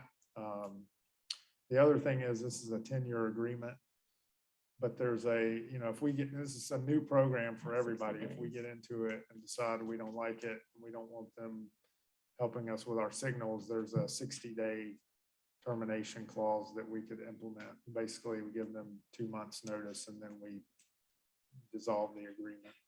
Right, that's my only concern is that, again, GDOT's going to be controlling our traffic signals, and they're going to be looking at efficiency and how would that efficiency be a detriment to us here locally. And I just want to make sure that we are thinking in those terms in case something ever were to happen on 285. Thank you. Stacy?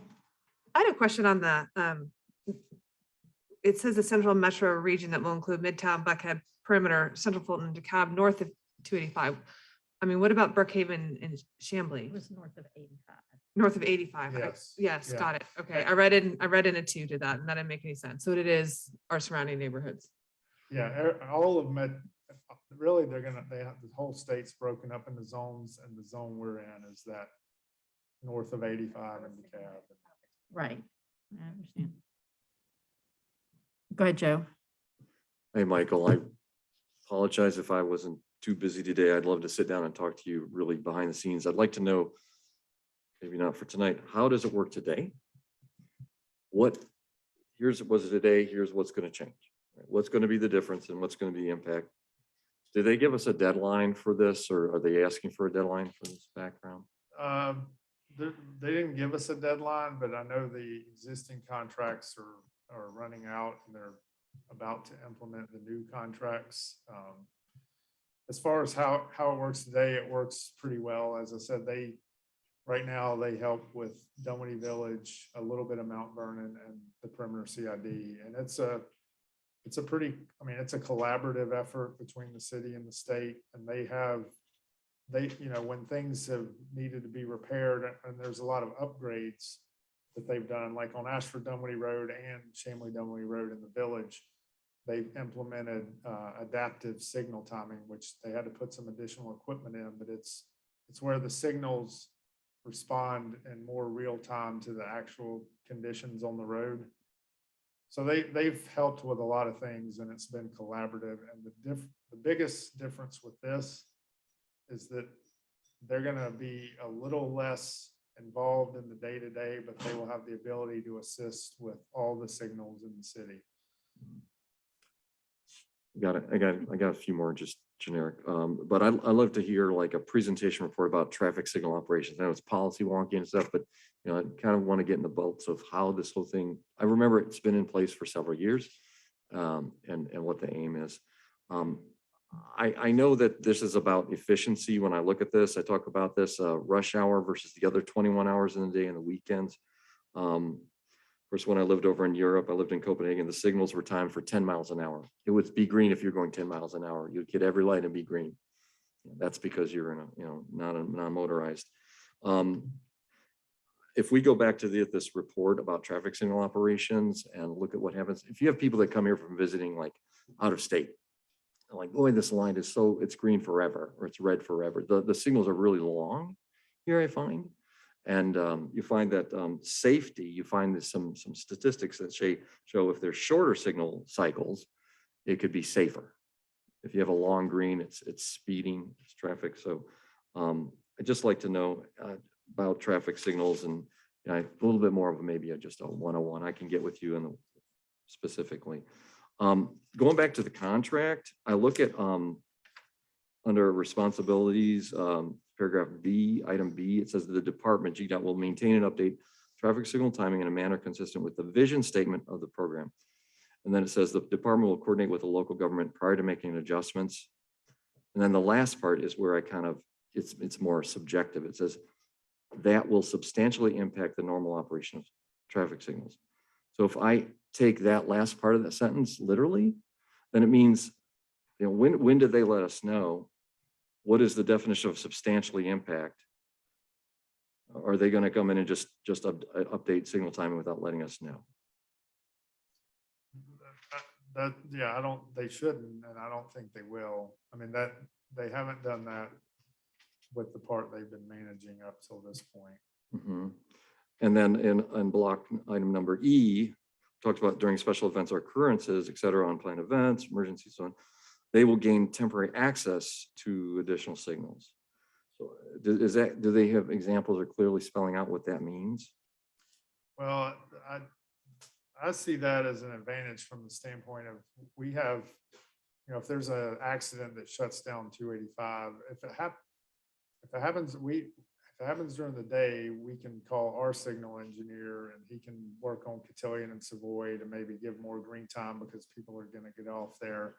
But we don't really the city does not have 24/7 coverage of signals. We have 24/7 coverage of emergency hazards in the road and things, but we don't really have somebody 24/7 with signals. With this, GDOT has the 511 center that's tied into all the signals and cameras around, and that, if something happened at 3 o'clock in the morning, then they could get in and adjust the signal timing to deal with that incident.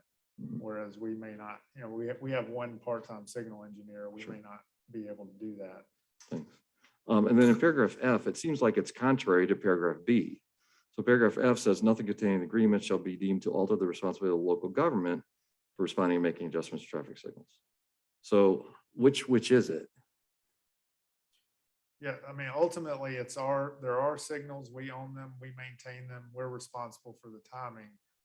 But this agreement allows GDOT to have access to our signals and to assist with timing and make recommendations and provide upgrades if we want them. But there ultimately still are signals. Right. I mean, all this is leading to is just that I support local control and let GDOT help as is needed, that we set expectations, that we know what both parties are going to do. Right. So, okay. Okay. Thank you, Michael. John? Yeah, Michael, one more quick little question. We have prioritized emergency services with our fire trucks or DeKalb County Fire Services in the sense of overriding traffic signals near some of our fire stations. Is this any way going to impact negatively the override capability of our fire trucks for making sure they have green signals coming out of the station? No. Okay, thank you. Anyone else? So I just want to be clear for myself. We already have this agreement on our primary commercial spaces, correct? Some of them anyway, at Ashford Dunwoody, part of Mount Vernon, and the Chamblee Dunwoody through the village. Is that correct? Correct. That's a similar A agreement. similar agreement. And right now, like when I get a complaint about traffic flow, say by the village, which is the one I get the most, I call you and you look into it. And if we need to adjust something, we adjust it. We don't wait for the state to give us permission to adjust it, right? Usually if I get something like that, I send it to the consultant. They have a consultant that manages this for the state. I send Okay. it to that traffic engineer and copy our traffic Okay. engineer. And then they look at it and adjust if there's a problem, Yes. but they don't ignore it. No. Like they check it out. Okay. I'm just making sure that that's because my issue is when traffic is not flowing properly. Hey, thank you. And do you need to go back to GDOT to clarify anything? Do you want to bring this back in 2 weeks or do you want to bring it back in the first meeting in November? I'll try to bring it back in 2 weeks. I'll Okay. go back and talk to GDOT about Okay. any clarification we can do and try to bring it back in 2 weeks. Thank. Thank you. Okay. I think we're up to public comments. And any public comments, I'll need you to fill out a card if you want to speak again, Mr. Cohen. All right, there should be a card on the thing. And while we wait, yeah.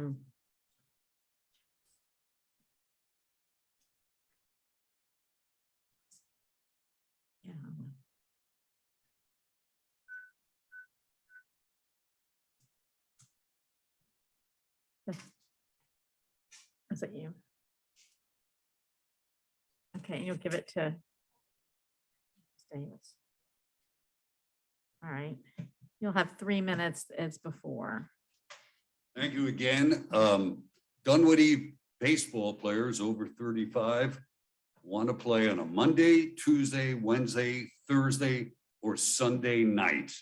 They work full days, they come home, they have a few minutes with their families. They want to be able to get to a field close by, which Brook Run represents. It is absolutely ludicrous that Dunwoody Senior Baseball, which virulently oppose us using the field, now wants to create an adult program. Brent had asked us to submit dates on March 15th. A couple of days later, I got an email from JCAP who was here and he said, we will not give you any dates. We're keeping all the dates. So now suddenly they want to create, and reinvent the wheel. MABL is a national organization that has decades of expertise. They know how to do it. They will do it right, equitably, organized, fairly. Dunwoody Senior Baseball needs to stay in their lane. They have done a wonderful job with Middle League Baseball, with rec baseball, under 18, fall ball. I think they've had a role in travel ball, but they should not be in adult baseball. Let the experts do it. And I would say to all of you that there are thousands of players around the country who've used the Brook Run fields, and dozens of very wealthy private and parochial schools from greater Atlanta, all outside of Dunwoody, that have used our fields. They paid to rent them. We've not been given that opportunity. And those schools, the Westminsters, the Piuses, the Lovetts, whoever they are, have never, ever rented their fields to any men's league. So what's good for the goose should be good for the gander. Men, not men, but Dunwoody players above 35 want to play on those weeknights, not Friday and Saturday. And those are the least desirable hours, the coldest hours. That's the best time for us to play. I would also suggest that you draw up a list of priority usage of the fields, the middle school, the rec school leagues under 18, the adult leagues, travel ball, outside leagues in the summer that are moneymakers for the city and fundraisers for Dunwoody Senior Baseball, and then the fall schedule. Again, middle school, rec under 18, adult, travel, outside rentals, and fall ball. I think MABL is the best way to go to structure an adult program. There's more than ample time for Dunwoody Senior to run all their programs, but let them stick to what they know how to do and let MABL operate an adult league. Thank you very much for hearing me, and I hope we can work this out. This is a great place to live, and this is an incredible facility that we have. Thanks. Thank you. Any other public comments? Eric? Yes, City thank Manager. you. Thanks, Mayor. I have a couple of things real quick. One thing I wanted to point out is an award that the Parks Department received. It's the Georgia Recreation and Parks Association District 6 Agency of the Year Award. Was presented last week at their annual banquet. This award is given annually to an agency that's demonstrated a commitment to offering quality programs and facilities to their citizens. And the city of Dunwoody has made tremendous strides in our parks and our programs that we offer. The award is given out by other park professionals and shows the commitment the city has made to its park system. So this is a peer award. Just wanted to point that out. And thanks to Brent and his staff for all the hard work they've done, especially during maybe making adjustments during the pandemic for other kind of park opportunities and rec opportunities. The second thing I have is we do need to have an executive session for real estate and personnel. Thank you. All right, council comment. And I don't want to embarrass the young man from Scouts, but you're our first Scout that's been here in 20 months or so. If you want to stand up and introduce yourself, you can come to the microphone if you don't mind. I somehow missed you. I'm out of habit. If you want to introduce yourself and tell us what troop you're with and what badge you're working on. I'm Trent DeWarin from Troop 764. I'm working on citizenship in the community merit badge. So doing that. Well, thank you for coming. And like I said, you're the first since February of 2020. So thank you. Thank you. Right. So it's nice to have you back, Scouts back. All right. Council comments? Anybody? All right. So I have just a few. Early voting starts tomorrow, Tuesdays through, well, it's after this week, for the next 3 weeks, it'll be weekdays 7 to 7. And then there's a couple of days of Saturday voting and I think one Sunday voting. You can find it on the City of Dunwoody's Facebook page and other places. And I think that's actually all for me. So I need a motion for executive session for personnel and Move real to estate. exit to executive session for reasons of real estate and personnel. Second. Moved by Jim, second by Stacy. Any further questions or discussion? Seeing none, I call the question. All in favor, say aye. Aye. Any opposed? Seeing none, we will be back. Like years from now.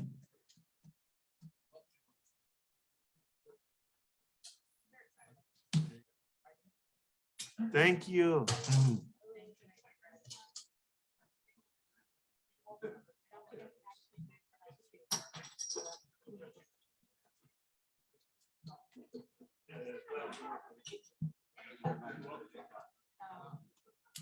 Hey, Brittany.